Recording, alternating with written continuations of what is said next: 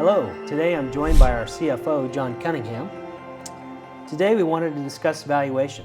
It's a topic that's relevant for sure in any sort of merger, acquisition, anytime a business is being bought or sold, but it's also really relevant when there's any sort of discussion that management's going to have with investors or with any lenders. So today, I think we need to cover three key questions in understanding valuation and value drivers and what drives value in a business. What they are is simply, what is value? It's an important question to ask, I would think. Also, how can it be measured? And finally, what adds or subtracts value? So the first question is, what is value? I think we would say value is pretty subjective. It's a matter of perspective. But the relevant perspective is that of the buyer, the lender, or the investor. We all might have some sense of what we think the value of our business is, but somebody else's perspective is the one that's going to have perhaps the greatest influence. So one definition of value is the economic benefit received discounted by the cost of acquiring it. There's certainly different types of value and valuation. John, as a CPA, I think you're more than qualified to speak to different types of value and valuation methods. What are some of those that might be relevant? You're exactly right. There are a number of different methods for valuing a business. And one of just going through a laundry list: fair market value, investment value, fair value, statute fair value, intrinsic value, book value, synergistic value, value in gold coins. But there's several that are considered more formalized, that are used in the market for when a transaction is about to occur. Jared, would you like to go through a couple of those? Sure. There's three main valuation methods that I think we see most of the time. And I think it's worth pointing out that good questions are maybe the number one lever that managers and investors use to understand what the value is. It's really as simple as that. Asking important questions relevant to that business that really get at the heart of operations. That is, as simple as it is, I think it's really overlooked. Overlooked how simple just asking questions. Why does this work the way it does? Does it work? Why do you do it that way? This is a basic exercise that I think really gets at where's the value, again, from the buyer's perspective. So those processes that I think we see most common, there's a market approach. Market approach is one in which we look at corresponding transactions in the environment. Can be really helpful. Sometimes it's also hard to find a representative transaction or a comparable company. The market approach is looking for some sort of comp.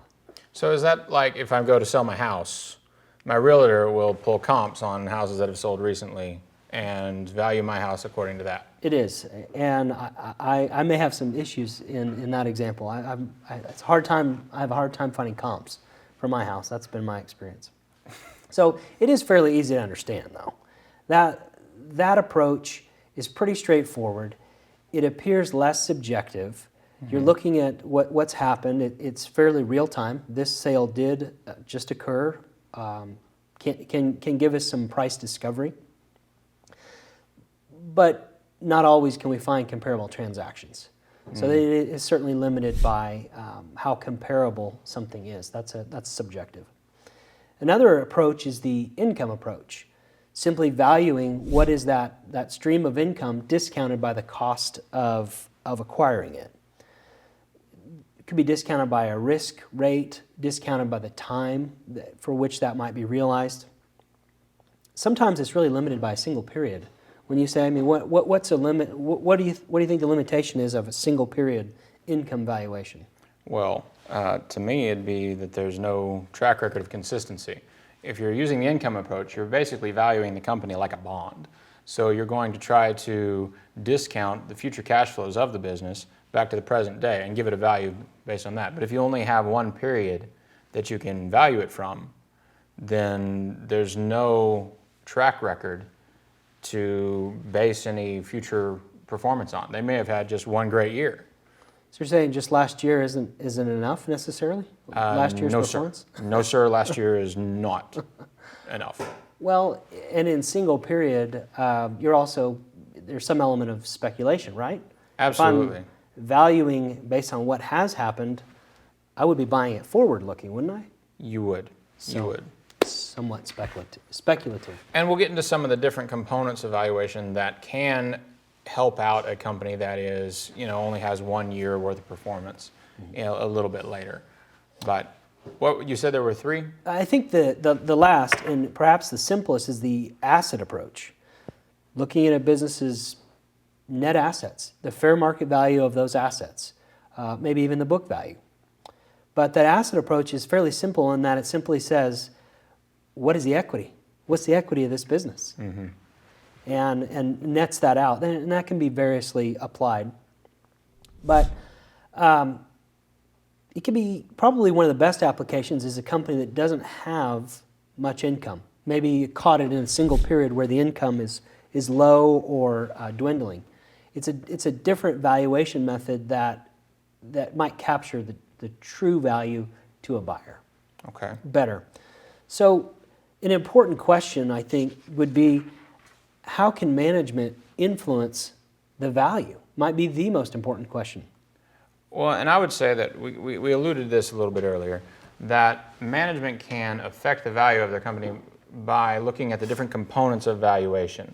So you can break the components down into 2 categories. There are value detractors, which are going to increase the risk of the investment, and then value promoters, which are going to increase the sustainability and the long-term viability of that company and make a potential investor or potential buyer look at that and say, that is a good investment because there is some surety of a long-term performance. So in the area of value promoters, we're looking at things like stable experienced management team, proprietary assets or processes, long-term contracts with your customers, potentially a large database of customer data with backgrounds, or if you have a very unique location. Some value detractors would be a high variability in either your expenses or your income.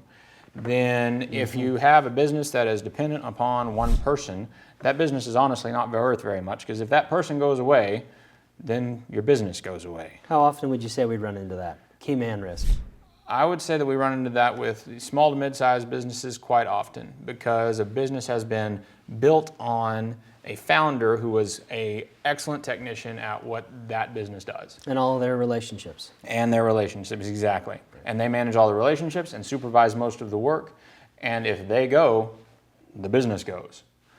And that leads directly into the lack of process and automation, which is another value detractor. If you haven't built a business in a systematic way, so there's a system, then there's not really much for a buyer to buy except a job. There's not a lot of people I know who want to buy a job. I'm not sure if you're getting at this, but I think you might be. It's helpful to understand these components of value long in advance of a formal valuation or of a transaction. Would you say that's correct? Absolutely. There are valuation, if there is any contemplation of the company being, even a portion of it being sold off or entering into a partnership arrangement where the value needs to be known, then it's good to look at, from a management's perspective, it's good to look at these components of valuation well in advance of that happening, just so that when you go to the point where you're ready to go to market, that your business is set up in a way that you've minimized your value detractors as much as you can and maximized your value promoters. I think you just highlighted the number one arbiter of value, which is really the market. We can discuss all these different drivers, but our focus for sure at Mid-America is helping clients understand what these drivers and detractors are before they go to market. The market, meaning willing buyers and sellers, ultimately will decide what that transaction value is. But understanding those component parts in advance has a lot to do with how that value is perceived. You can understand the pros and cons of your business and tweak them, improve them over time, so that you have when you have an unsolicited offer to buy your business, or there's some change that necessitates selling the business, it's less of a jerky operation to try to figure out how would this business be valued. So this is something that we regularly do with our clients, and you don't all necessarily need to be standing on the edge of a pending transaction. I think understanding value drivers today is something that we do oftentimes help clients right as they're ready to work on a transaction, but working on it today is important. If you have questions, further questions that we haven't covered here on what drives value, on what detracts value, on different valuation methods, we would love to help you.